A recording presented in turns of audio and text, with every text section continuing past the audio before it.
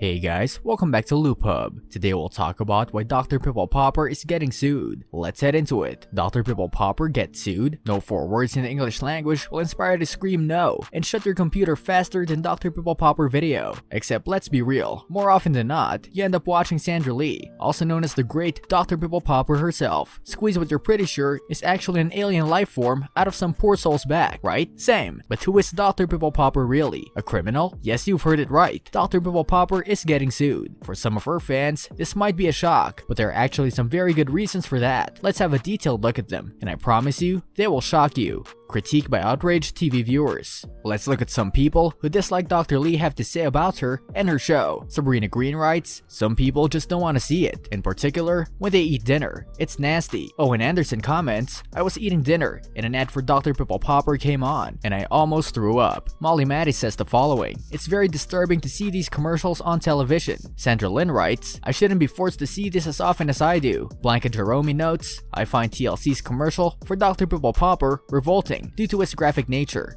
Petition against her show. So, with the Dr. Pimple Popper show being shown on TV, many people appear to have a problem. Therefore, even a petition against advertisements on TLC by Dr. Pimple Popper was published. The petition is called Stop Dr. Pimple Popper Graphic Commercials on TLC. Maya Batty started the petition. She outlines her petition with the following text. This petition is to stop airing the graphic Dr. Pimple Popper commercials that show procedures, pus, etc. I have nothing against the show and think she helps many people, but as someone who has undergone similar surgeries, the commercials are hard to watch and triggering. I watch so many shows on TLC, so it isn't easy to just not watch TLC, as some people have suggested when I'm watching other shows on TLC. If they aren't able to remove them, at least put a viewer discretion or warning so we know they're coming. Thank you. Harassing nurses online. With a comment on the difference between sun poisoning and sunburn, Lee posted a WebMD article on Twitter written by Elizabeth Haynes, BSN RN. Why would a registered nurse explain this? Why not a dermatologist, huh? While Lee's original tweet has since been removed before she took it down, several screenshots of it were captured. The tweet soon took on a life of its own, sparking the meme's development after a humorous meme, with many showing behind the post their support of the nurse. However, apart from memes, the entire incident helped shed light on the important role that nurses play, especially online in public health education. Haynes, the author of the WebMD post, spoke to nurse.org's medical news website about why she thinks nurses can and should go to the standard of online health materials, critiqued by other nurses, in support of Haynes, and Lee's subsequent apology for her Instagram, which she has also removed. Several nurses have spoken out since the initial tweet. The nurses roared like lionesses to my defense, says Haynes. In the immediate defense of Haynes and her professionalism, support was provided, while others debated what was overlooked about the nursing profession as a whole. One nurse said, somebody needs to clarify to her that there is a distinction between educating and diagnosing. The nurse was educating on the distinction between not diagnosing a patient with one or the other. Another nurse also compared Lee to the senator who was made notorious for her remarks about nurses playing cards. Let me just remind you about Washington State Senator Walsh, who said nurses were playing cards all day. In this tweet, he joined her to offend the entire profession, and even though Haynes says she's grateful for the help, she wants to remind all her fellow nurses out there who are worried that she was upset by Lee's tweet that she didn't take it personally and that she's doing just fine. In fact, she mentions that from the whole situation, she has gained a lot of new subscribers and followers.